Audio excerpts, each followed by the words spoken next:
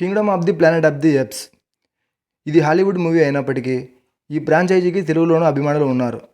Original series తర్వాత reboot సిరీస్లో తొలి సినిమా rise of the planet of the apes 2011లో వస్తే, 3 ఏళ్ల తర్వాత dawn of the planet of the apes అంటూ 2014లో విడుదలైంది.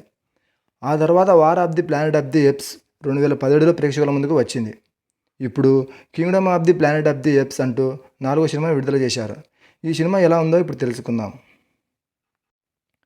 Science fiction action film planet of the apes ఫ్రాంచైజీలో 4వ సినిమా కింగ్డమ్ మే 10న తెలుగులోనూ విడుదలైంది.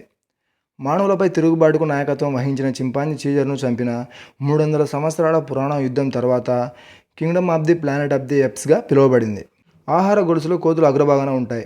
అయితే మానవులు మూగ స్కావెంజర్ లాగా నీడలో జీవిస్తూ ఉంటారు. కోతులు నాగరికత యొక్క సాధారణ సమస్యలను ఎదుర్కొంటాయి. కొంతమంది అధికారాన్ని కోరుకుంటారు, మరికొందరు నిశ్శబ్ద జీవితాలను గడపాలని కోరుకుంటారు.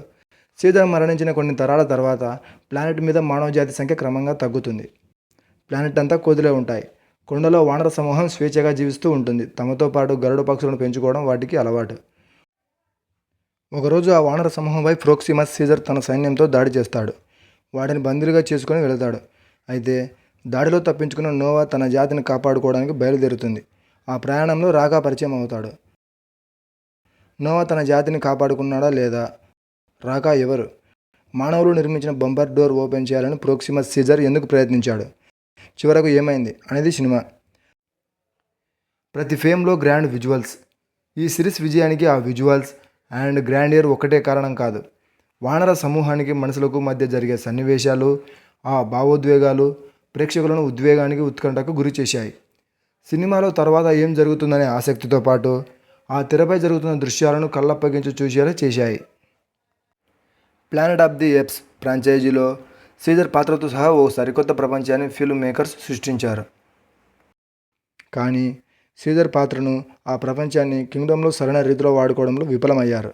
వానర సమూహం మీద మరొక సమూహం దాడి చేసి బానిసలుగా చేసుకొని తమ ప్రాంతానికి తీసుకువెళ్ళి వాళ్లతో తమకు కావాల్సిన పనులను చేయించుకోవడంలో కొత్తేమీ లేదు. మనుషుల్లో ఒక తెగ మరొక తెగపై దాడి చేయడం, బానిసలుగా చేసుకొని పనులు చేయించుకోవడంలో చాలా మూవీస్లో చూశాంగా. Kingdom of the planet of the apes మొదలైన గంట వరకు అధికారిక దాహం, దర్పం మాత్రమే కనిపించాయి. దాంతో ఇది ఒక సాధారణ కథగా మారింది. మే అనే ఒక పాత్ర వచ్చిన తర్వాత కథలో ఆసక్తి మొదలైంది. ఆ ఆసక్తిని సన్నివేశాలు చూపించడంలో దర్శక రచయితలు ఫెయిల్ అయ్యారు. ఒకవైపు విజువల్స్ ఆ గ్రాండియర్ మిస్మరైజ్ చేస్తుంటే, మరొక వైపు సన్నివేశాల్లో ఎమోషనల్ డెప్త్ మిస్ కావడంతో తెరపై హ్యూమన్ క్యారెక్టర్తో కనెక్ట్ కావడం మిస్ అవుతూ ఉంటుంది. మనసులకు మాట పడిపోవడానికి కారణం ఏమిటి? సీజర్ మాటల్ని, చరిత్రను ప్రోక్సిమస్ ఎలా వక్రీకరించి మిగతా వానరుల్ని తన వైపు తిప్పుకున్నది చూపించలేదు. సమాధానం లేని ఇటువంటి ప్రశ్నలు కింగ్డమ్లో చాలా ఉన్నాయి. Kingdom of the planet of the ఎప్స్లో ఒక తరానికి చెందిన కథ చెప్పలేదు. వానర జాతిలో తరువాత తరాలని తెరపైకి తీసుకువచ్చారు.